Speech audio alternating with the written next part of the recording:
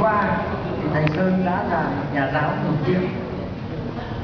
Vì vậy thầy Sơn đối với tôi vừa là thầy vừa là bạn. Tôi rất kính trọng thầy Sơn về năng lượng và nhân cách.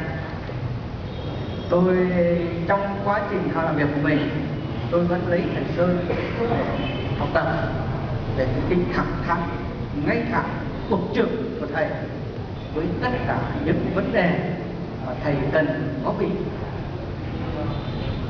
Hôm nay là 80 tuổi của thầy Sơn. Tôi xin thay mặt anh em, bạn bè, đại viên công tác thầy bắt đầu kính chúc thầy mạnh khỏe. Thầy Sơn ơi, Sơn ơi, có 2 câu vui vẻ với thầy. 80 tuổi vẫn chưa già, treo leo gì nhỉ? Treo leo